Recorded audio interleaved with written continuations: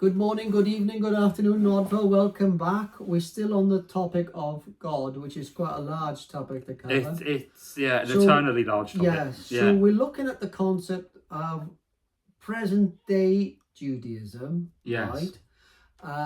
From the concept of what they perceive as God, how they view God, to the best of my ability. And if people want to pick up on anything which that's wrong, whatever, if there's a rabbi watching, just feel free to correct me. Yeah.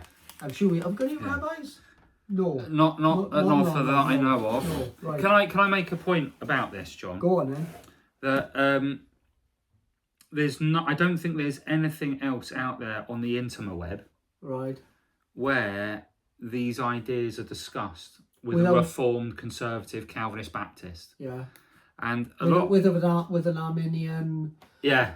Cessationist. Yeah, and I don't know if you've seen these podcasts like The Rest is Politics, where you get different people from different ends of the spectrum, but they show that they can unite and love each other despite their differences. I think this is very healthy. And there's going to be people watching this. There'll be people watching this that obsess over this stuff. Yeah, you can go off. Yeah, and go off into weird tangents. And they might go to a pastor for help, and the pastor will just poo-poo it. I pray that this process is of help to people like that. That's all right. So they get reasoned views for and against. Right. Well, one of the things that's sort of like trending at the moment is with all the stuff that's going on, it's like fallen angels and the Nephilim and all that. Which is one we could do. Yeah, let's do that in the future. Yes. Right. Yes. Right, we did one at the Brotherhood once, and Jason did one. Yes. My hope is to take these questions seriously because there's so much out there on it. We can't just dismiss it as rubbish or, oh, you're a bit quirky. We've got to take it seriously because it is affecting people's walk with Jesus. So we've got to answer these questions in compassion and reasonably. Right. And I think that's what we're doing well. So we've done Christianity. We've done we've decided that monotheism is what Christianity is. Correct. Right. So we're on to Judaism. So this is where it starts. Ein Sof, which is God before God. Meaning without end, represents the infinite and unknowable aspect of God. So the only way I could graphics it is to imagine an empty box at the beginning.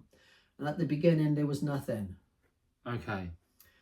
You can't describe Ein Sof because you can't attribute to Ein Sof, which is God, any attributes, color, shape, form, whatever. Does that make sense what I'm saying? Because he's too big for any...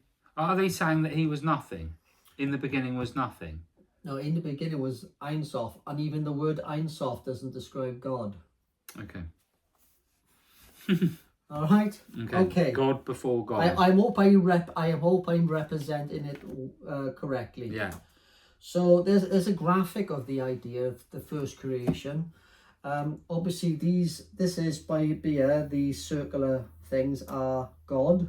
Yeah. Right. And God creates an intense beam of light which shoots down and creates this black dot in the middle, which is the universe, and creates...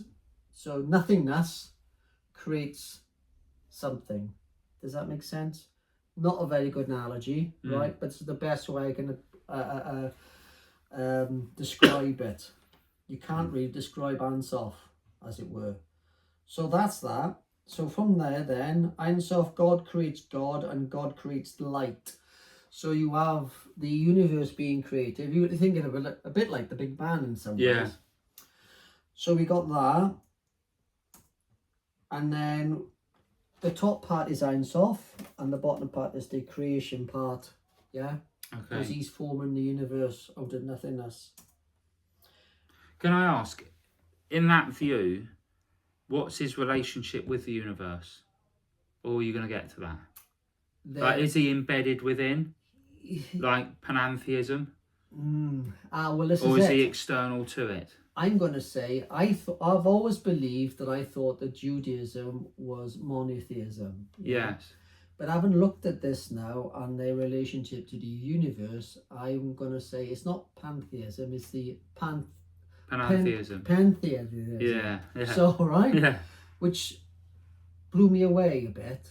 Because Okay. I've always, all my Christian life, I've always thought that I worship and follow the same God as the Jews today, but they're not. It's a different, I can't put it. Rabbinic Judaism is different to what I Yes. think is biblical Judaism. Can I refer you to Romans 9 verse 6? Go on. For they are not all Israel who are descended from Israel. Yeah. Now there's a lot of people, Jews, that reject this, but they're only a minority. This is the I've said it before, that the Zohar and all the other stuff. Yeah, the these are like spin-off cult. No, you see that the Zohar, the Talmud, is part of the Torah. Okay. Or the scriptures, as it were. Okay. Does that make sense? So would, like, Jesus being fully God would understand this. If someone in Jesus' day, one of Jesus' disciples, they would have understood this as Judaism, or has this come post the destruction of the temple under rabbinic Judaism? There's always been what they call the oral Torah, as they believe.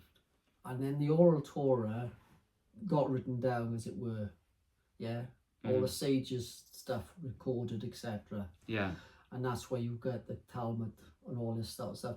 But when I read the New Testament now, when Jesus talks about the elders and following the different things, I see that there's a different philosophy. I think that when, as I said before, I think when they left, Babylon, they didn't leave alone. They brought stuff with them. Yes, I'll agree with that. Okay. Yeah. That's the nicest thing I can say. Yes. The worst thing I can say is that it's witchcraft. Okay. That's my. But it seems that it's interesting because it's almost like a pseudoscience in a way as well. Right. Yeah. So you have Ein Sof and you have the Tree of Life and the 10 Sephirot. Creation is made up of numbers. They're very much into numbers. So you look at that Tree of Life, it's basically taken from chapter 1 of Genesis, right? And you have what they call 10. So 10's a number. You have them 10 circles. Which is God said. Yeah. So you have them 10 circles, God said. Then you have God made, which is three, the number 3, which is Mother God. So we have a Mother God. Yeah. So you have God as male, God as female. Right? Yeah. Number 3. God saw, which is 7, which is 7 double letters. I know this is probably boring you. I know. No. Elohim, right, which is 12, comes from 12 element letters, and they total 32 in all, which is the paths of wisdom. Okay. Right. Okay. So completely lost, I know that. Genesis chapter 1, paths of wisdom. So the 10 Sephirot are interweaved with the 22 letters of the Hebrew alphabet, which is the divine alphabet of creation. Right? So numbers have a significant meaning. For example, 10, we have 10 digits on our hands. Right? Right, okay. And we have 10 commandments, right? Yeah. We got 7, which is another number for them, which is 7 days in the week, 7 colors in the rainbow, and 7 parts of the menorah. Yes. Right? Okay. So they're very much into numbers. Can I say something Go about on. that? So you'll find a lot of ancient cultures were big into numbers. Yes. Egypt is the most famous. The geometry of the pyramids and everything else. Right. Because numbers don't lie. Right. Maths doesn't lie. It's unchanging. The same rules of 2 + 2 = 4 today, in the same way it did 5,000 years ago.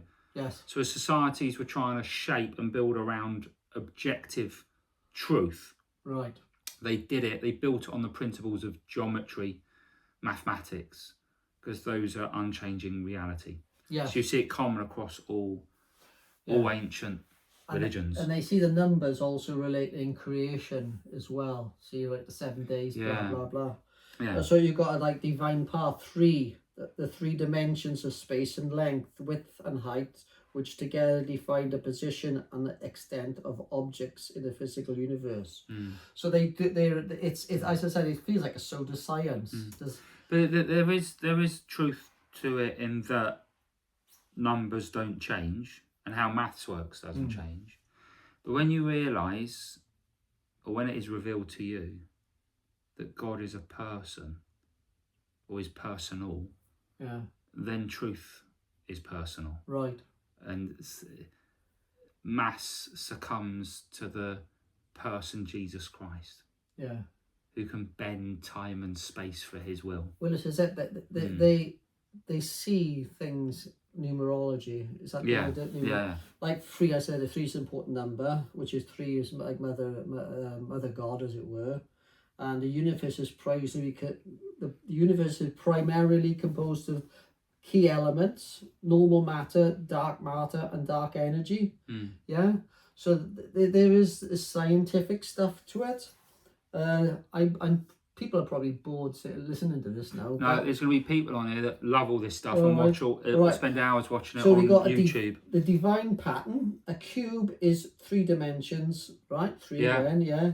Solid with 12 edges and 6 fascias. Yeah. So we get all this stuff coming. The 7th dimension is a divine dimension, as it were, because you're outside looking, as it were. Yes.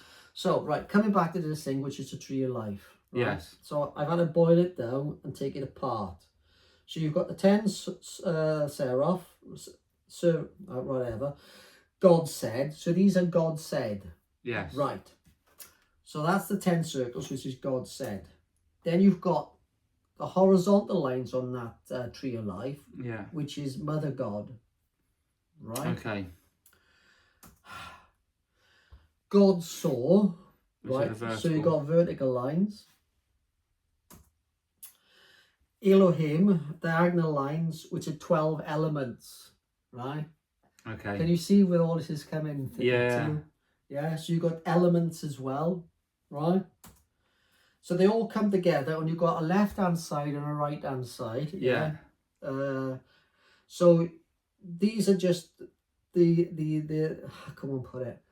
The top one is willpower, so that would be like God, as it were. Then you got wisdom. And you got wisdom on one side, and at one side you got analysis, you got kindness on one side, and you got judgment on the other, and in the middle you got balance and all these other things. Yeah. So they all come together.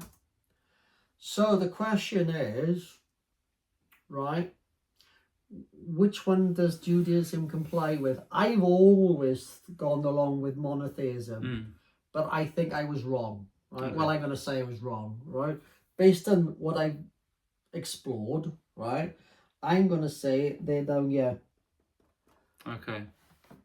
Pantheism, because the universe, God's all around you, right? Yeah. And unless you can't see God within creation, you can't see God. That's yeah. It's nuts. But a lot of Jewish sects in Jesus' day didn't believe in heaven. Yeah, the Sadducees and they thought your purpose in life was to live according to God's will until you cease to live, and that's it. Because that was it. There was no afterlife. So yeah, they were just one with creation for that moment to do God's will, and that's it. So that would tie into that. Yeah. As opposed to monotheism. Yeah. I gotta be honest, I was a little bit taken back. Yes, yeah. Right. So anyway, that's my opinion. Yeah. That tree as well has similar it's like the tree of life. Yeah. Right? But it's similar to the Buddhist, is it chakra or whatever it's called? Oh, I don't know.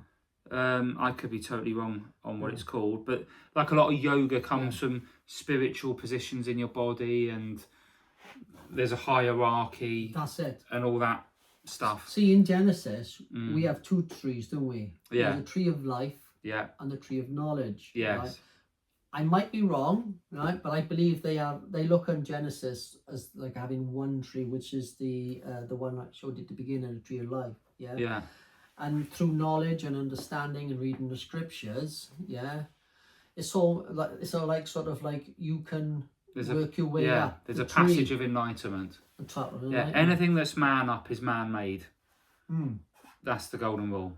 Yeah. If it's God down, it's from God. Yeah. Emmanuel. That's why biblical Christianity is totally unique to any other worldview, because it's God down rather than man up. You don't have to work through pillars or castes or sacraments or laws. Christ gives you everything. He smashes through all the glass ceilings. He came low to raise the weakest up. So I'm going to say we agree that monotheism, Christianity, panentheism is Judaism. Yeah, or these forms of Judaism. Yeah. Because of Romans 9:6. Yeah, because as I said before, I don't know if I mentioned it. There's a group called Karaite Jews, I think they call it. Yeah. And they reject all this. Yes. But they're only a very small minority. Jesus says, doesn't he, in Galatians 3:29. Sorry, Paul says in Galatians, and if you belong to Christ, then you are Abraham's seed, heirs according to the promise. Yeah. So the word of God links Abraham Right. to Christ and those promises. Yeah. So those who have faith in Jesus as Messiah are true Israel. Yeah. But these variants are not. Yeah. Right. Islam. Should we do that in the next video? What time is it? 15:15. So we want to do another one? I think we do another video. All right then, we're going to do Islam, which will Yes. be quite quick. All right, then see you soon.